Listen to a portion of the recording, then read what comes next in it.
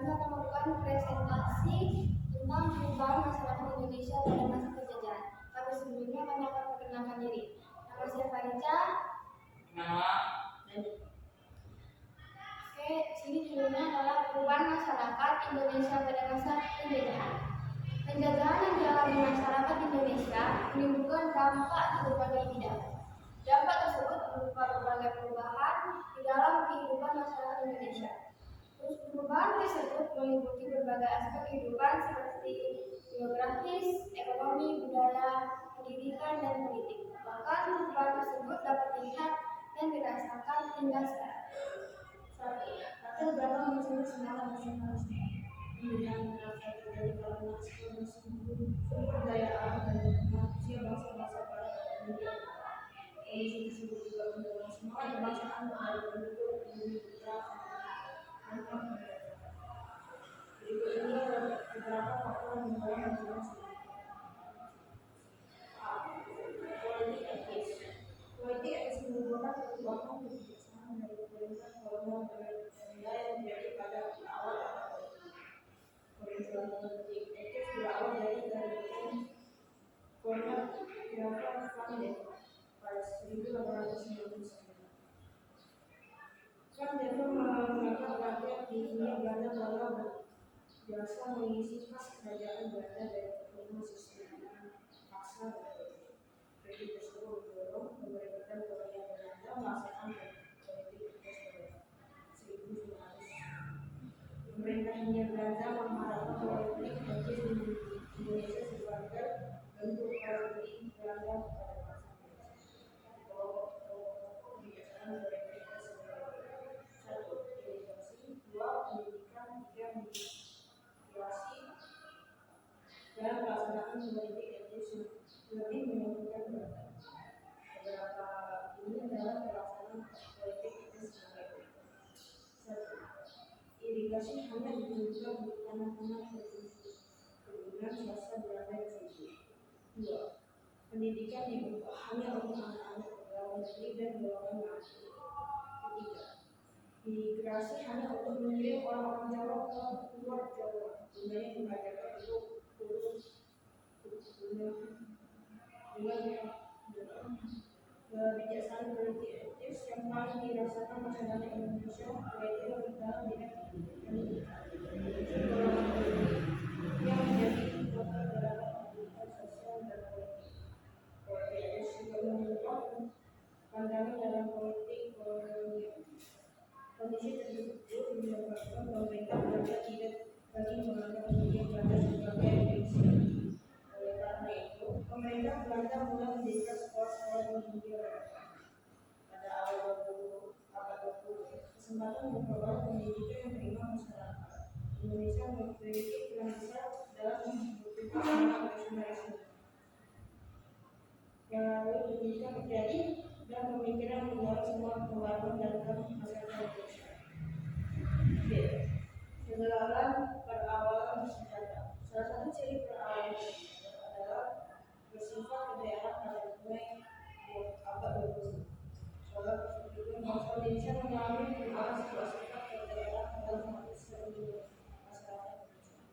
C. Perkembangan organisasi etik dan merupakan ciri inisiasi pergerakan nasional. Organisasi tersebut sering mengadakan pertemuan hingga akhir menuju kebebasan untuk memberikannya diri dalam organisasi bersifat nasional. D. Peran kaum wanita. Pergerakan kebangsaan tidak hanya didominasi kaum pria. Kaum wanita juga mengambil bagian dalam periode pergerakan kebangsaan. E. Munculnya bahan-bahan baru. Perkembangan bahan-bahan baru di dunia pada mulai abad 20 mendorong lahirnya semangat kebangsaan Indonesia.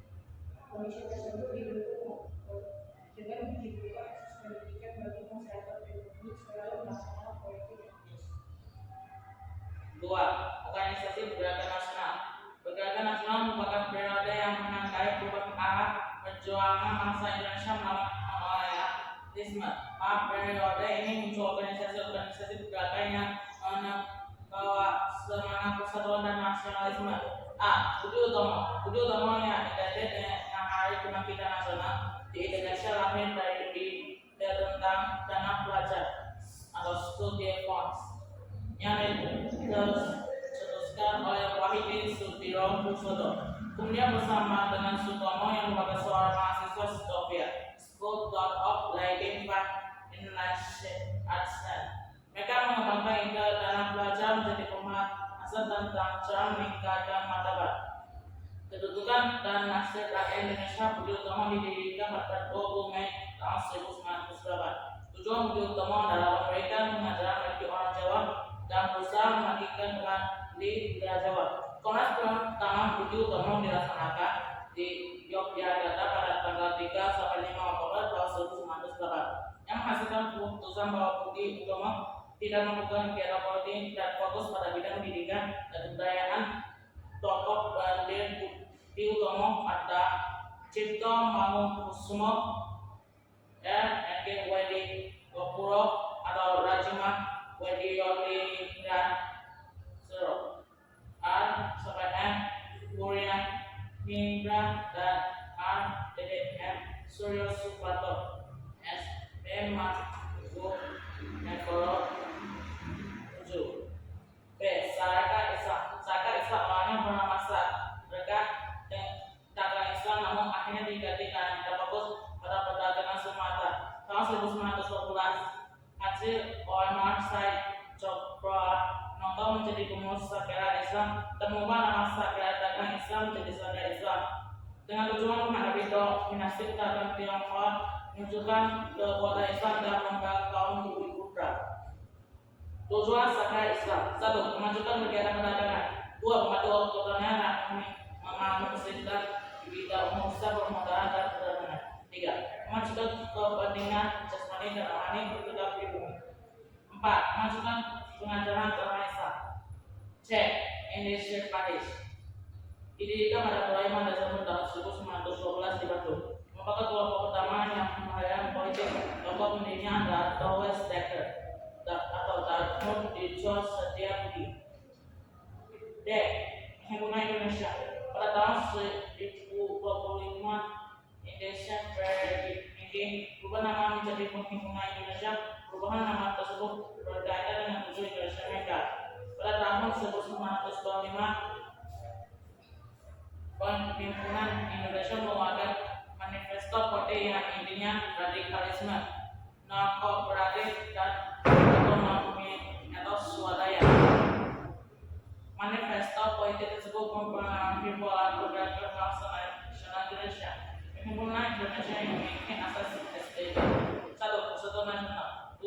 Solidaritas. 4. Non-kooperatif.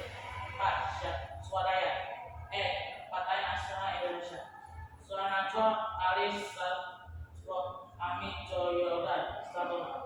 Selanjutnya pada 4 Juli 1927 di Bandung didirikan pada 1925 oleh para intelektual muda Indonesia yang didirikan oleh Soekarno. Perhubungan ini resmi bernama Partai Nasional Indonesia atau PNI. Tujuan PNI adalah Indonesia merdeka dengan ideologi nasionalisme. Program kerja PNI: 1. Usaha politik. 2. Usaha ekonomi. 3. Usaha sosial. Volkskrant merupakan sebuah dewan yang dibentuk gubernur sebelah Hindia Belanda. Terdapat 3 kekuatan yang memiliki peran besar dalam Volkskrant. Kekuatan tersebut adalah Faksi Nasionalisme Marxis Raja Dagang Indonesia atau GADI. G. Pergerakan pada masa Jepang. Pada masa pendudukan Jepang, seluruh organisasi pergerakan nasional di Indonesia dibubarkan. Kondisi ini mengakibatkan para tokoh nasional melakukan pergerakan di bawah tanah. Sebagai besar media yang melakukan pergerakan tersebut adalah kaum muda. Beberapa tokoh di antaranya adalah Sultan Syahrir, Ahmad Suhaib Bejo, Sukarni Akhil, Manis Ikana, Charles Saleh, dan Amir Syafrifuddin. 3. Perubahan pada masa penjajahan bangsa-bangsa barat. Bangsa kolonial dapat diartikan sebagai masa penjajahan yang dilakukan bangsa-bangsa barat di Indonesia. Cukup lama banyak kejadian bijak yang telah diterapkan oleh bangsa Barat selama menjadi Indonesia. Selama itu pula perubahan baik dan positif maupun negatif yang ditinggalkan bangsa Barat Indonesia. 1. Perluasan lahan dan pengenalan tanaman baru. Kedatangan bangsa Barat Indonesia membawa dampak dalam perluasan penggunaan lahan. Pada masa kuno, masyarakat Indonesia memanfaatkan lahan untuk kegiatan pertanian. Seiring adanya kolonialisme Barat, masyarakat mulai mengenal penggunaan lahan untuk kegiatan berkebun dan itu menjadi salah satu sumber keuntungan bagi bangsa Barat. Jenis tanaman perkebunan yang dikembangkan di Indonesia pada masa kolonial adalah teh, kopi, tebu, dan tembakau. Perkebunan Indonesia pada masa kolonial dengan Undang-Undang Agraria pada tahun 1870 melalui undang-undang tersebut, pemerintah kolonial memberikan kebebasan bagi pihak swasta untuk menanamkan modalnya Indonesia. Kebijakan tersebut menyebabkan banyak perkebunan dibangun di Indonesia, khususnya di Pulau Jawa dan Sumatera. 2. Persebaran penduduk. Perpindahan penduduk atau migrasi pada masa kolonial terjadi seiring pelaksanaan politik etis. Dalam pelaksanaan pemerintah kolonial Belanda berupaya meratakan persebaran penduduk di Hindia. Belanda Pulau Jawa sebagai daerah dengan jumlah penduduk paling banyak dan menjadi sasaran pokok. Migrasi juga didorong oleh kebutuhan tenaga kerja murah untuk perkebunan di Sumatera dan Kalimantan. Perkembangan pendudukan Pulau Jawa juga dikirim ke Suriname. Suriname adalah sebuah negara bekas jajahan Belanda di Amerika Selatan dan saat ini kebanyakan penduduknya merupakan keturunan Jawa. 3. Perkembangan pendidikan. Kaum intelektual mulai muncul sebagai hasil pendidikan kolonial yang membangkitkan kesadaran nasionalisme bangsa Indonesia. Sebenarnya, sistem sekolah dasar setelah dibuka jauh sebelum pelaksanaan politik etis, yaitu pada tahun 1892. Dibukanya atau lebih tepatnya sekolah dasar. Belanda juga membuka sekolah bagi anak-anak rakyat. Pemerintah juga mendirikan sekolah tinggi bagi para pendidikan sekolah tinggi bagi warga pribumi. Sekolah tinggi didirikan pada masa kolonial Belanda. Pada masa pergerakan nasional, muncul sekolah swasta yang berbentuk yayasan. Hari ini diselenggarakan pada masa pergerakan nasional, muncul sekolah swasta yang didirikan dalam bentuk yayasan. Hal ini diselenggarakan oleh berbagai organisasi sekolah dan keagamaan, misionaris, agama Katolik, dan Zending agama Kristen mendirikan berbagai sekolah di pusat penyebaran agama Katolik dan Kristen. Di berbagai kota juga berkembang sekolah yang didirikan organisasi Islam seperti Muhammadiyah, Persatuan Islam, dan Nahdlatul Ulama. Itu untuk sekolah yang didirikan oleh organisasi kebangsaan itu Taman Siswa. B. Perubahan pada masa pendudukan Jepang. Masa pendudukan Jepang di Indonesia hanya berlangsung 3,5 tahun. Namun perubahannya begitu besar dan dapat dirasakan masyarakat dan hingga sampai ini juga. Periode kolonialisme di Indonesia turut berperan dalam pertumbuhan semangat kebangsaan. Selain tumbuhnya semangat, periode kolonialisme di Indonesia turut berperan dalam pertumbuhan semangat kebangsaan. Selain tumbuhnya semangat kebangsaan, banyak dampak lain selain secara positif. Periode kolonialisme di berbagai Indonesia turut berperan dalam pertumbuhan semangat kebangsaan. Selain tumbuhnya semangat kebangsaan, banyak dampak lain secara positif bermanfaat bagi masyarakat. Meskipun demikian, masa kolonial baik pendudukan Jepang maupun Belanda membawa dampak penderitaan bagi masyarakat. Dan dapat disimpulkan, kolonialisme di Indonesia membawa berbagai perubahan bagi masyarakat.